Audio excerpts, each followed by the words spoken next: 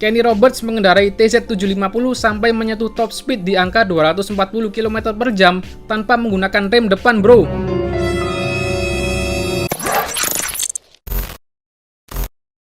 Balapan flat tracker memang nggak begitu populer di Indonesia, tapi beda jika di Amerika Serikat.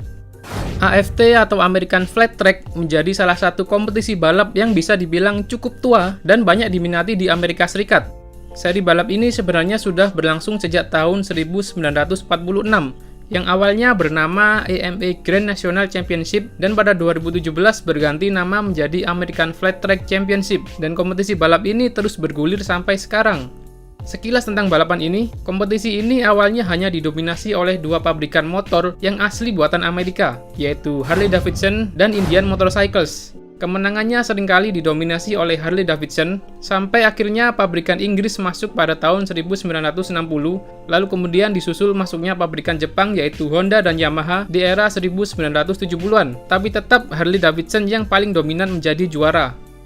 Ada satu motor yang cukup fenomenal dan legendaris dari balapan ini, yaitu Harley-Davidson XR750. Motor ini pertama kali diciptakan pada tahun 1970 dan juga merupakan sebuah jawaban Harley-Davidson untuk menanggapi perubahan regulasi yang dibuat oleh AMA Grand National Championship, mengambil basic mesin Sportster yang mengalami modifikasi pada bagian silinder.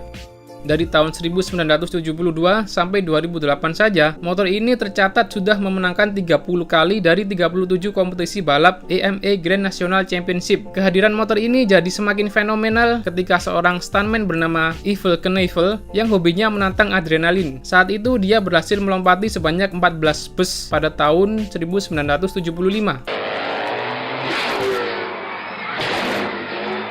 Ketika banyak yang pingin rebahan aja di rumah sambil ngopi, terus main PUBG sambil nyemil Kinder Joy, ya kan? Nah ini malah berusaha melompatin bus 14 baris. Aduh.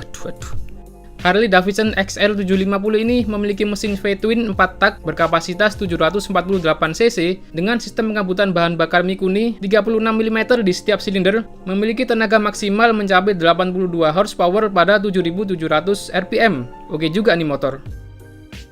Nah, tapi selain Harley-Davidson XR750, ada satu lagi motor yang juga sangat fenomenal di kompetisi balap flat track dan berasal dari pabrikan Jepang, yaitu Yamaha TZ750 dengan warna kuning kombinasi striping hitam dan putih yang pernah ditunggangi pembalap legendaris berdarah Amerika Serikat yaitu Kenny Roberts. Motor ini diciptakan untuk menggantikan posisi Yamaha XS650 yang saat itu dianggap kurang bertenaga. Tapi meskipun memiliki performa yang kurang baik, Yamaha XS650 berhasil menjuarai American Flat Track pada tahun 1973 dan tahun 1974.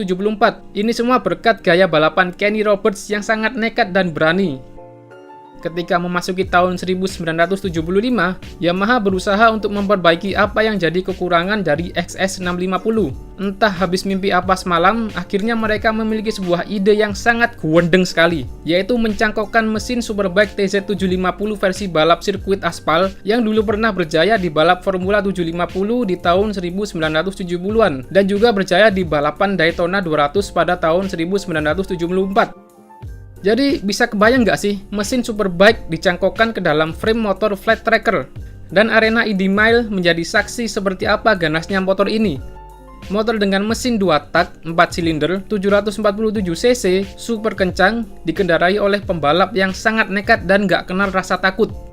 Kenny Roberts mengendarai motor ini dengan kecepatan maksimum di sirkuit oval dan berhasil ngasepin juara idola yaitu Harley-Davidson XR750 yang waktu itu ditunggangi Jay Springsteen. Dan lebih gokilnya lagi, Kenny Roberts mengendarai TZ750 sampai menyentuh top speed di angka 240 km per jam tanpa menggunakan rem depan, bro. Ya karena di kompetisi balap flat track, rem depan memang tidak diperlukan. Yang diperlukan adalah keahlian dalam mengendalikan motor menggunakan teknik mengatur momentum dengan membuka dan menutup gas saat memasuki tikungan. Dan hasil dari seri balap Indy Mile ini akhirnya dimenangkan oleh Kenny Roberts yang berhasil finish pertama. Beberapa hari setelah balapan ini berlangsung, panitia AMA melarang penggunaan TZ750 di kompetisi balap American Flat Track karena dianggap terlalu kencang, sulit dikendalikan, dan terlalu berbahaya. Meskipun TZ750 hanya melakukan satu kali seri balap dan akhirnya di-banned dari kompetisi, tapi kisah motor ini tidak akan pernah terlupakan dan menjadi legenda sampai sekarang ini. Dan 34 tahun setelahnya, tepatnya tahun 2009, Kenny Roberts yang usianya sudah tidak muda lagi, dia mendapat kesempatan untuk kembali mengendarai TZ750. Ini dilakukan untuk mengenang betapa luar biasanya Kenny Roberts dan betapa mengerikannya Yamaha TZ750. Momen ini diabadikan dengan dibuatnya video dokumenter berdurasi pendek dan diupload di channel YouTube Yamaha Motor USA. Event ini juga dihadiri pembalap MotoGP yaitu Valentino Rossi yang ternyata juga sangat mengagumi sosok Kenny Roberts. Rossi sendiri juga pernah menggunakan livery yang sama seperti punya Kenny Roberts saat di MotoGP Laguna Seca tahun 2005 dalam rangka memperingati anniversary Yamaha yang ke-50 tahun. Jadi kesimpulannya adalah, seorang dewa kipas belum tentu bisa menang melawan Grandmaster di ruangan ber-AC. Aduh, salah server lagi. Kesimpulannya adalah, balapan bukan melulu soal kencang apa motornya, tapi juga seberapa handal pembalapnya. Motor kencang doang tapi jokinya belum sarapan. Ya oleng, bos. Ada satu kalimat fenomenal yang pernah diucapkan Kenny Roberts, yaitu, mereka tidak membayar saya dengan cukup untuk mengendarai benda itu. Jangan bilang, wah hoax nih, masa Kenny Roberts ngomong pakai bahasa Indonesia? Jadi maksudnya adalah bayarannya itu tidak sepadan dengan resikonya yang terlalu besar. Nah, itu tadi adalah sedikit penggalan kisah dari dua motor flat tracker yang sangat legendaris dan tidak terlupakan dalam sejarah. Nama saya Awang, stay safe and I will see you in the next video. Peace!